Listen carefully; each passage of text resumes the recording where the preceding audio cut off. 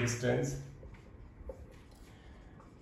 And static resistance, dynamic resistance. Dynamic का मतलब ही है कि ये बदल रहा है, डायनेमिक रेजिस्टेंस का मतलब ये रेजिस्टेंस बदल रहा होगा, ये है। तो ऑब्वियस सी बात, इसे कई जगह एसी रेजिस्टेंस कहते हैं। मैं इसलिए इसको भी यहां लिखा दे रहा हूं, हालांकि ये जब सेमीकंडक्टर आता है तब अपने आप ही आ जाता है ना। एसी क्यों?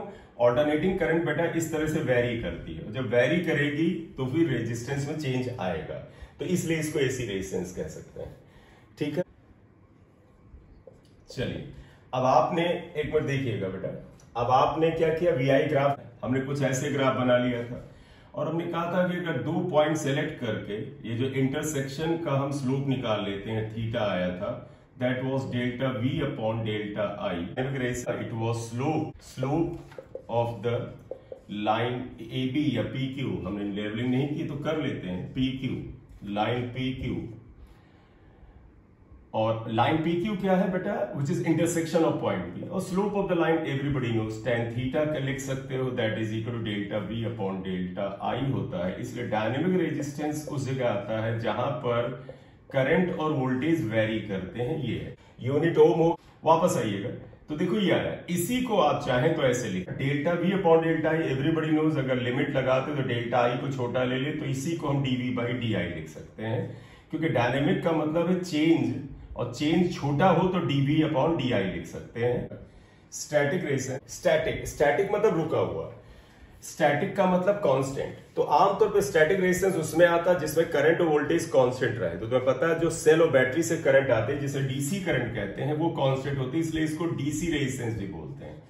ये भाषा बेटा सेमीकंडक्टर वाली है, डीसी रेजिस्टेंस बोलते हैं। Why DC? Because direct current जो होता है वो ऑल्टरनेटिंग करंट की तरह वेरी नहीं करता है। ये ग्राफ हमने ऐसे बना, स्टैटिक रेजिस्टेंस देखिएगा, आर स्टैटिक, देखिए आपको इस पॉइंट P पर, तो static resistance is actually resistance as any individual point, resistance at specific point P, क्योंकि मैंने P ले रखा है। अब आप बताइएगा, किसी पॉइंट P पर रेजिस्टेंस निकालना है तो आपको पता, ग्राफ पढ़ना सभी को आता है कि सर P के करस्पॉन्डिंग यहां पर कुछ I की वैल्यू होगी और वोल्टेज की इधर वैल्यू होगी, और सीधे बेटा वोल्टेज के करस्पॉन्डिंग और करंट के करस्पॉन्डिंग जो वैल्यूज लिख लेंगे, उसी को हम आर स्टैटिक कहेंगे, जहां तक नॉन ओमिक सर्किट के इस पोर्शन की बात है। तो resistance of the specific point P that is equal to, जानते क्या आएगा, voltage at this point P, आप इसे चाहे तो VP लिख दें, इसे IP लिख लें, that is equal to only voltage at this point and current at this point. यहां से आप स्टैटिक रेजिस्टेंस लिख दीजिए। एक छोटा सा न्यूमेरिकल भी ले लेता हूं हाँ बेटा, चलो चलो, एनीवेज इस बच्चे का सवाल पूछने, अब बता बेटा। मैं समझा नहीं बेटा, क्या डी नहीं चाहो, देखो मैंने बताया ना तेरे को बेटा, बट मैं समझ गया तुम्हें। मैं एक छोटा सा सवाल ले रहा हूं, इसलिए हाँ एक क्वेश्चन ले रहा हूं इसमें स्टैटिक रेजिस्टेंस से। तो ले देखिए हुआ कि स्टैटिक रेजिस्टेंस के लिए आपको किसी पॉइंट का कोऑर्डिनेट ही अगर दे दिया जाए, आप स्टैटिक रेजिस्टेंस निकाल सकते हैं। अब देखो इसमें ही स्टैटिक डायनामिक दोनों रेजिस्टेंस निकाले जा सकते हैं। कैसे, आप जरा देखिएगा। मैं अगर तुमको कुछ कोऑर्डिनेट्स दे देता हूं, जैसे मैं यहां पे करंट ये दे देता हूं, मान लीजिए 0.5 एम्पियर है, ये बेटा एम्पियर है, इवन चलो थोड़ा सा गंदा करते हैं, इसको मिली एम्पियर लेते हैं, और ये वोल्ट्स में ही लेते हैं, V वोल्ट्स ये, और इस पॉइंट को हम भी लेबलिंग कर देंगे, यहां पर वोल्टेज मान लेते हैं 2 है, इस जगह पे करंट 1 है, ये 0.5 था, ये 1.0, यहां पर वोल्टेज को आप 4 ले लीजिए, यहां पर वोल्टेज को 7 ले लीजिए, और करंट अगर आप देखें तो यहां पर उतना तेज तो बदल नहीं रहा, ये 1.3 ले लीजिए या। तो अब इसमें जानते हैं आपसे क्या पूछ सकते हैं, इसमें कह सकते हैं कि जैसे आपसे मैं कहूं ये 0.5 एम्पियर स्टैटिक रेजिस्टेंस बताइए, तो 2 चीजें हैं। मैं कहूं, चलो मैं क्वेश्चन ही बना रहा हूं, फाइंड आउट, पहला static resistance at 0.5 ampere and 1.3 ampere, यानी अब 2 सवाल हो गए, एट 0.5 एम्पियर एम्पियर क्यों?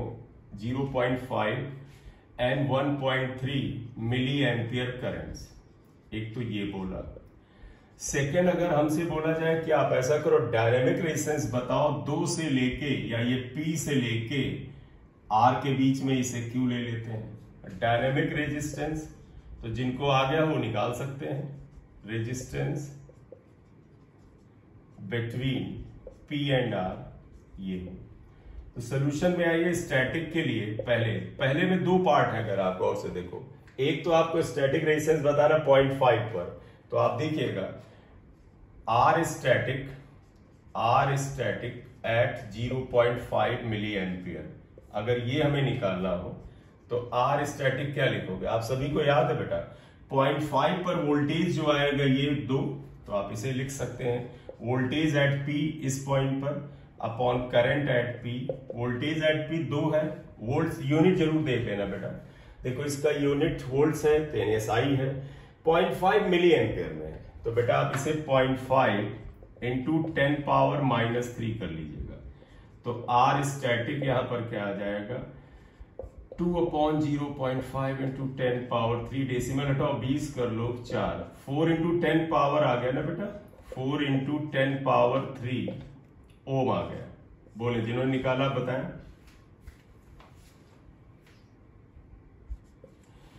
चलिए सेकंड, इसी का सेकंड पार्ट लगा लेते। देखिए फर्स्ट का ही ये ए पार्ट था, अब आप इसका बी पार्ट बताइएगा। देखो R static at 1.3 milli ampere, 1.3 milli ampere अगर आप निकालें, देखो 1.3 मिली एम्पियर पे R पॉइंट है, तो आप अगर इसको लिखने का इंटरेस्ट रखते हैं तो ऐसे लिखिएगा voltage at R upon current eight R। देखो R के करस्पॉन्डिंग ये वोल्टेज है, R के करस्पॉन्डिंग ये करंट है, यानी I करस्पॉन्डिंग टू R, और voltage is 7, current is 1.3 into 10 power -3।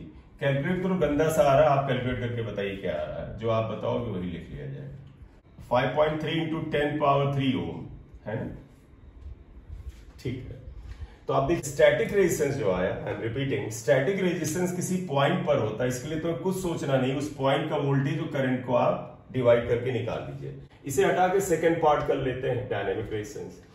I hope ये पहला पार्ट सही था। आपको डायनेमिक रेजिस्टेंस चाहिए P एंड R में। देखो R डायनेमिक चाहिए बिटवीन P एंड R। देखो RD का तो वही फॉर्मूला है, delta V upon delta I।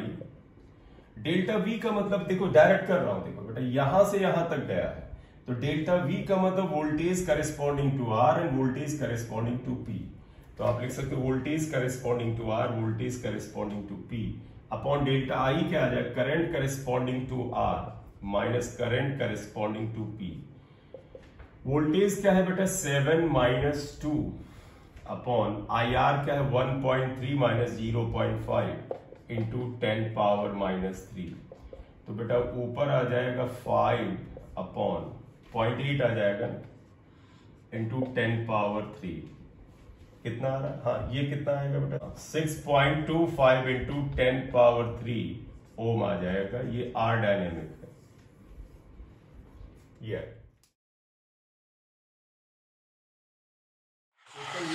बताओ क्वेश्चन सभी लोग, आप देखिए मैं डिक्टेट ही कर रहा हूं, आप देखिएगा क्या कहते हैं। Through a given cross section N1 electrons per second are passing from left to right. तो मान लीजिए गिवन क्रॉस सेक्शन है, आप देखिए ये एक रॉड है या एक मेटेलिक कंडक्टर है। N1 इलेक्ट्रॉन्स जो है, ये इलेक्ट्रॉन्स हैं, इनका नंबर N1 है। They are passing from left to right, left से राइट जा रहे हैं। तो देखिएगा N1 electrons per second are passing from left to right, ठीक है। तो पता है ये इलेक्ट्रॉन जिधर जाते हैं उसके अपोजिट करंट पैदा करते हैं। तो इनकी करंट अगर आप देखें तो I1 लेफ्ट में आएगी, क्योंकि आपको पता है इलेक्ट्रॉन के अपोजिट करंट पैदा होती है। बोलो इतनी बात क्लियर है? N2 प्रोटॉन पर सेकेंड, N2 प्रोटॉन, प्रोटॉन का मतलब पॉजिटिव चार्ज है, और प्रोटॉन पे तुम्हें पता है इलेक्ट्रॉन के बराबर ही पॉजिटिव चार्ज होता है। N2 protons from right to left simultaneously.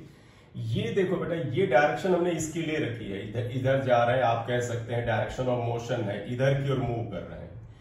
ये राइट से लेफ्ट जा रहे हैं, ये मोशन की डायरेक्शन है। तो पता जिधर पॉजिटिव चार्ज चलता है और इनका नंबर N2 है, करंट उधर ही पैदा होती है, यानी इस पॉजिटिव चार्ज की करंट इधर ही पैदा होगी जिधर ये जा रहा है। जिसने क्वेश्चन पूछा वो बताया बेटा, क्लियर है बात? तो कहते हैं what is the electric current passing through that cross section. तो ध्यान रखिएगा N1 इलेक्ट्रॉन, तो पहले तो क्वेश्चन में आना पर सेकेंड बोला है, इसका मतलब T इक्वल टू 1 सेकेंड है क्योंकि पर सेकेंड बोल रहे हैं। You know that current equal to क्या होता है, दोनों करंट को यानी current due to the electrons I1 I2 को हम एल्जेब्रिक सम लेते हैं। एल्जेब्रिक सम का मतलब हुआ साइन के साथ जोड़ते हैं। तो देखो ये दोनों करंट लेफ्ट में है तो इसलिए जुड़ जाएंगी, और I equal to everybody knows Q by T होता है। तो आप देखो बेटा I1 को आप लिख सकते हो Q1 by T plus Q2 by T। अब आप कहोगे Q क्या है, Q इक्वल टू Ne होता है। देखो N1E क्योंकि नंबर ऑफ इलेक्ट्रॉन्स N1 है, चार्ज ऑन इलेक्ट्रॉन E होता है, अपॉन T को 1 लिखना हो वो भी लिख दो, प्लस Q2 कितना है बेटा, ये N2, देखो प्रोटॉन N2 है और चार्ज ऑन प्रोटॉन भी E ही होता है। प्लस माइनस मत अब लिख लेना क्योंकि बेटा इसके पॉजिटिव ने डायरेक्शन को पहले ही बता दिया है, इसी के आधार पे हमने इनको जोड़ा है। इनका भी 1 हुआ तो देखो N1 प्लस N2E आएगा, ये करंट पैदा होगी और ये करंट जा किधर रही है, देखो दोनों करंट बाईं तरफ है टुवर्ड्स लेफ्ट, तो N1 plus N2E towards left. तो क्वेश्चन में ये था कि N1 electrons are passing through a cross section from left to right, तो जिधर इलेक्ट्रॉन चलते हैं करंट उसके अपोजिट आती है, और N2 protons, proton positive charge है, they are from the right to left, ये बेटा देखो इधर मूव कर रहे हैं, तो तुम्हें पता है जिधर पॉजिटिव चार्ज चलता है उधर ही करंट होती है, यानी इनकी करंट इधर ही आएगी। ये करंट एक ही तरफ है तो ऐड हो जाएगी, करंट होता है Q बाई T 1 सेकेंड है, 1 कर दीजिए, Q इक्वल टू Ne होता है, तो पता है Q इक्वल टू Ne, एक ये जो आपका क्वांटाइजेशन वाला फॉर्मूला लगा, ये आंसर आ जाएगा। क्वेश्चन ये है, देखो figure shows the IV graph between two conductors A and B। तो इस क्वेश्चन में ये दे रखा है बेटा, आप देखिएगा दो कंडक्टर के लिए करंट I और वोल्टेज V का ग्राफ दे रखा है। ध्यान रखना वोल्टेज को वोल्ट्स में ले रखा है, इनका मतलब SI यूनिट है, करंट एम्पियर में ले रखा मतलब SI यूनिट है, और इनके एंगल A और B के ये A हो गया, ये B हो गया, ये आ गया, इनका एंगल 30 डिग्री है। तो एक बार ध्यान दीजिएगा, I am repeating the question क्या दिया गया है, I और V में ग्राफ है two conductors A and B के लिए, दीज आर टू ग्राफ्स, दोनों के एंगल दे रखे हैं, कहते हैं कंडक्टर A और B का रेजिस्टेंस का रेशियो निकालिए। तो व्हाट दे वांट, ये कहते हैं RA अपॉन RB आपको फाइंड आउट करना है, ये क्वेश्चन है। बड़ा सिंपल सा, आप सभी लोग जानते हो, सभी लोग सुनिएगा ध्यान से, अगर वोल्टेज इस एक्सिस पे होता, करंट इस एक्सिस पे होती, तो slope of the straight line क्या होता है, रेजिस्टेंस के बराबर होता, लेकिन यहां उल्टा है, I इधर है, V इधर है, तो आप लिखोगे सिंस स्लोप, यहां पे ध्यान रखना स्लोप इसका जो आएगा जिसको हम tan थीटा से लिखेंगे, tan थीटा यहां पर बाई चांस 1 अपॉन r के बराबर होगा, तो देखिएगा slope is equal to tan theta is equal to 1 upon r। क्यों बेटा, अगर वोल्टेज इधर होता और I इधर होता तो स्लोप इक्वल टू r होता, लेकिन यहां पर क्या इनवर्सली प्रोपोर्शनल टू है। तो आप बताइएगा, इसलिए यहां से मैं देखिए लिख रहा हूं देयरफॉर RA अपॉन RB, मतलब रेजिस्टेंस में अगर रेशियो लिखें तो देखो tan थीटा से क्या रिलेशन आता है, आएगा tan थीटा B, देखो अगर A ऊपर है B नीचे है तो ऑब्वियसली इनवर्स का रिलेशन है, तो रेजिस्टेंस A का ऊपर है तो tan थीटा B का ऊपर आएगा अपॉन tan थीटा B। अब आप यहां लिखिएगा RA upon RB equal to tan theta B, देखो B का tan थीटा तो यही एंगल हुआ tan 30, और tan थीटा A है बेटा, ये मैं गलत लिख गया, देखिएगा ये tan थीटा A है, A के tan थीटा ये थोड़ा लोगे, ये एंगल लोगे ना, क्योंकि थीटा तो ये एंगल 60 डिग्री लिया जाता है, because theta is the angle with the x axis, तो ये आएगा tan 60। ये बेटा 1/√3 होता है, ये √3 होता है, तो 1/3 यही आंसर होना चाहिए। हाँ बोल बेटा, जल्दी बोला सर। क्वेश्चन नंबर 2 देख सकते हो, देखो बेटा straight wire of linear charge density lambda equal to and area of cross section A is given shown in the figure. देखो एक डायग्राम बनाया हुआ है, when the wire is pulled with a speed of 2 metre per second then the current associated with it। तो जो wire को 2 metre per second की speed से अगर आप खींचेंगे तो करंट कितनी पैदा होगी, तो इन्होंने स्पीड दे रखा है। तो आप बताइएगा, एक वायर है उसकी लीनियर चार्ज डेंसिटी दे रखा है, एरिया दे रखा है, तो करंट पूछा है। देखो इन्होंने एक वायर ले रखा है, और इसकी लेंथ को dl ले लिया है, dl ले लिया है। v equal to 2 metre per second है एंड लैम्डा इक्वल टू बेटा दे रखा है 3 माइक्रो कूलम पर मीटर। तो आप लैम्डा को बेटा पता है लीनियर चार्ज डेंसिटी है यानी dq अपॉन dl है equal to 3 into 10 power minus 6 coulomb per metre दे रखा है, ये चार्ज है। ठीक बेटा, तो देखो dq बाई dl दे रखा है, ये आ जाएगा। वेलोसिटी दे रखी है और एक कोई और चीज दे रखी है इन्होंने, एरिया ऑफ क्रॉस सेक्शन। इसका जो area of cross section wire का है बेटा ये एरिया। तो area is how much, area equal to इसका दे रखा है 4 mm स्क्वायर। सब तो एरिया इज 4 mm स्क्वायर। तो 4 इंटू वो mm को मीटर में करो कितना आएगा, 10 पावर माइनस 3 स्क्वायर हो जाएगा ना मीटर स्क्वायर। तो 4 into 10 power minus 6 metre square आएगा एरिया। अगर ये कहते हैं इस वायर को इतनी स्पीड से खींचते हैं तो बताइए कितनी करंट पैदा करे। तो आप देखिएगा अगर यहाँ करंट की बात करें I इक्वल टू होता है dq अपॉन dt। तो I इक्वल टू यहां से देखो बेटा dq इंटू dl आ जाएगा यहाँ पर। ये dq अगर कर लो ये, या ऐसे कर लेते हैं, देखो इसको कर लेना dq अपॉन dl। मैं तुम कहोगे सर आप ऐसा क्यों कर रहे हैं, देखो dq बाई dl दे रखा है तो हम इसको dq अपॉन dl में लाना चाहते हैं। देखो ये dq अपॉन dt था, dl से डिवाइड किया तो dl से मल्टीप्लाई कर दो, ये आ जाएगा। अब आप देखिएगा I इक्वल टू आएगा dq बाई dl और dl बाई dt वेलोसिटी होता है v आएगा। तो I equal to dq by dl क्या है 3 into 10 power minus 6 coulomb per metre. आप लिखना चाहें तो लिख लें यूनिट। और वेलोसिटी है बेटा अगर आप देखें तो कितने के बराबर 2 मीटर पर सेकेंड ये आएगा। तो mm तो कैंसिल हो गया तो I equal to coulomb per second ये कितना आ जाएगा 6 इंटू 10 पावर माइनस 6 कूलम पर सेकेंड यानी 10 पावर माइनस 6 माइक्रो होता है, माइक्रो एम्पियर आ जाएगा। कूलम पर सेकेंड को एम्पियर कहते हैं।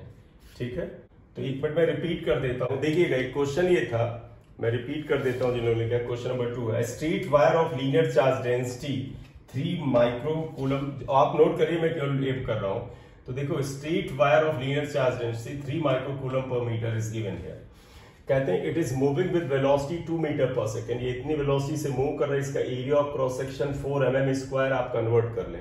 फिर कहते हैं कि अगर ये इतनी स्पीड से मूव करेगा तो करंट कितना पैदा करेगा। तुम्हें पता है चार्ज के फ्लो से करंट पैदा होता है एंड फ्लो ऑफ चार्ज के रेट को यानी rate of flow of charge को करंट कहते हैं।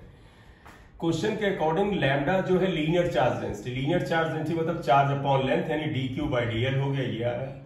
अब करंट इक्वल टू होता है dq अपॉन dt। इसमें हमने dl से डिवाइड किया, dl से मल्टीप्लाई किया। dq बाई dl ये वैल्यू उठा करके हम यहां रख देंगे। dl by dt distance upon time velocity होता है, ये करेंगे आंसर आ जाएगा। ये कूलम पर सेकेंड यानी एम्पियर में आएगा। 10 पावर माइनस 6 माइक्रो होता है तो माइक्रो एम्पियर हो गया। क्लियर।